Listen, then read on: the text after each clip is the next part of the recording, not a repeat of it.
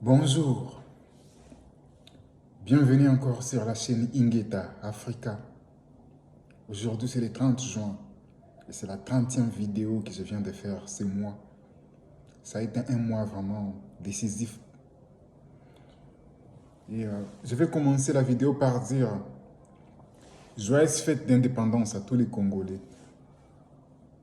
Et ma question d'aujourd'hui c'est sommes-nous vraiment indépendants?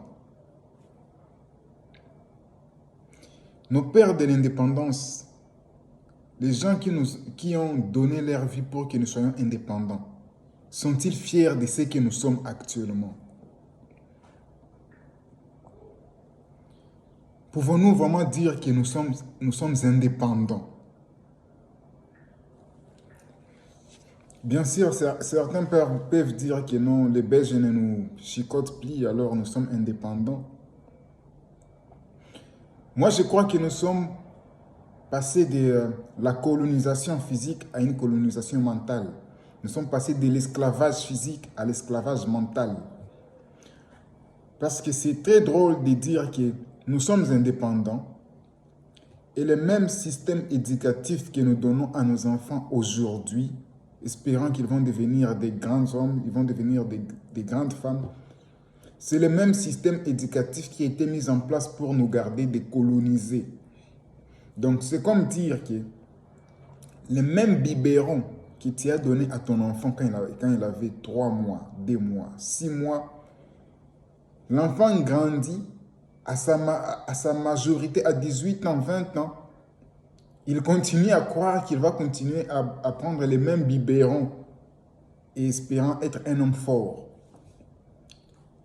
C'est juste être naïf et refuser d'accepter la réalité.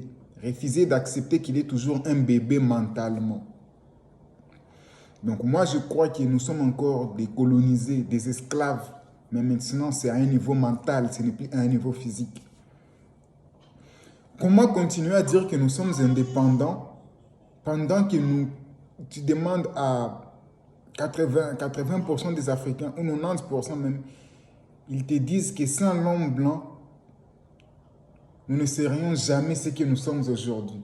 Donc, l'histoire de l'Afrique, pour beaucoup d'Africains, commence avec l'arrivée des étrangers. Les gens ne sont pas conscients que l'histoire de l'Afrique était glorieuse, plus glorieuse même avant l'arrivée des étrangers.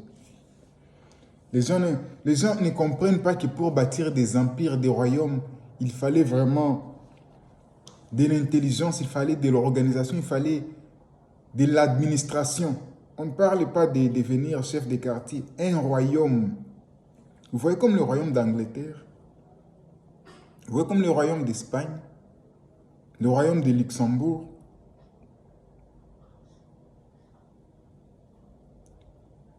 Vous pensez que vous pouvez développer des royaumes comme ça juste en n'étant pas assez intelligent et civilisé? Pendant que nous avons eu ces grands royaumes, ces grands empires, ces grandes civilisations avant l'arrivée des étrangers. C'est juste que le système éducatif qui a été mis en place avec l'objectif de ne pas parler de l'Afrique avant l'arrivée des étrangers, de telle façon que nous, en grandissant, nos enfants en grandissant, ils n'ont aucune version de l'Afrique avant l'époque coloniale, avant l'esclavage. Alors, les Africains grandissent pensant que ils ont été civilisés par les étrangers, pendant que c'est les étrangers qui ont trouvé la civilisation en Afrique. Et aujourd'hui, les vérités sont déjà en train de sortir. Que la plus grande des civilisations, la civilisation de l'Égypte pharaonique, c'était une civilisation noire des Africains, comme donc nos ancêtres à nous.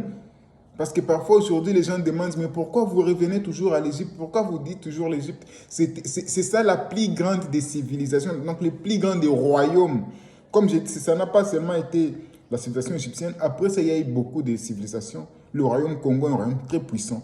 L'empire du Mali, l'homme le plus riche du monde, Mansa Moussa.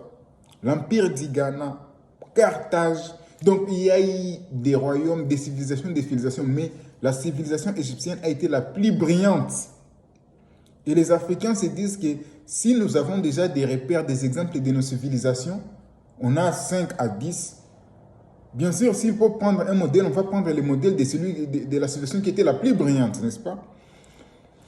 Mais quand vous vous attaquez aux Africains pour ça, c'est juste que vous êtes déjà piégé par la façon occidentale de voir les choses.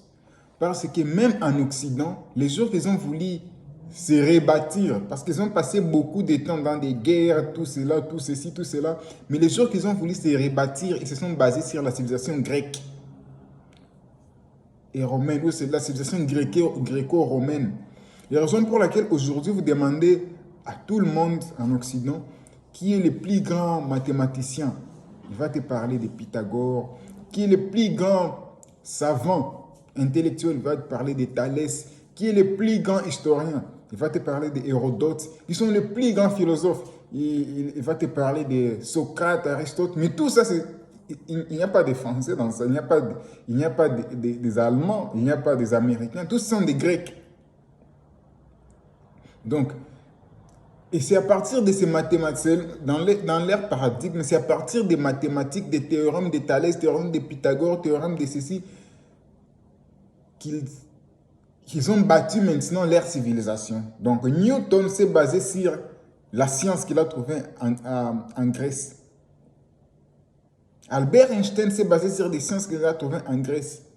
Et c'est comme ça toujours. Et maintenant, l'histoire, et c'est déjà prouvé que même ces grands savants grecs ont puisé leurs connaissances d'où? En Égypte.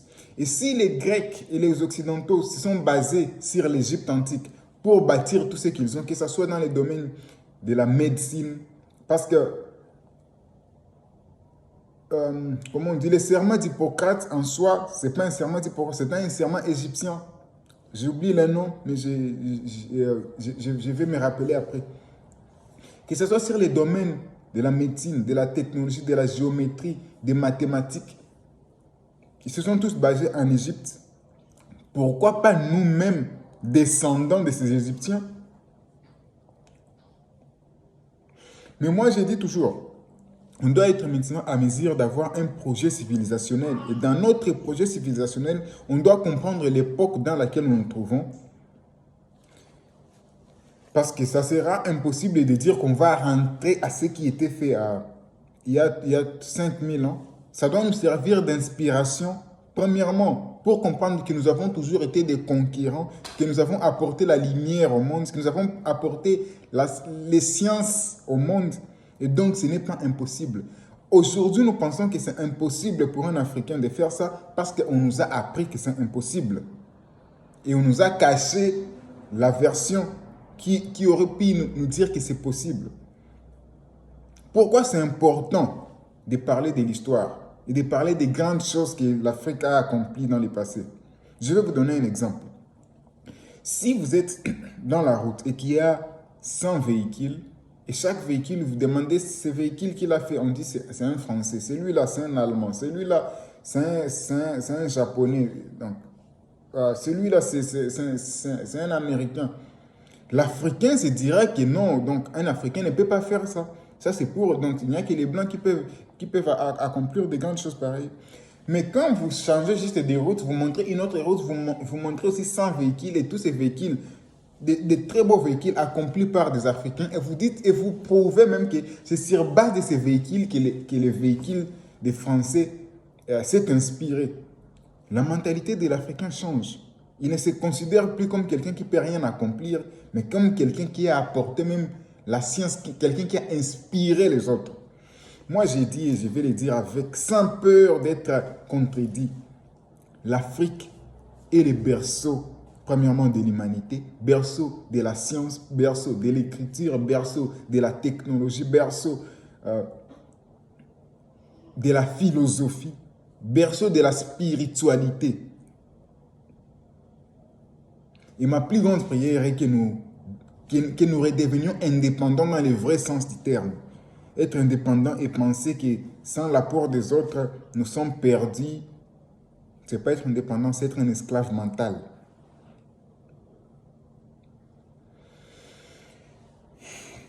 C'est la 30e vidéo, je crois, c'est la dernière pour ce mois. Je vais prendre une pause. Au nom de Dieu Tout-Puissant et de nos ancêtres méritants, je vous remercie. Libérons-nous. Ingeta.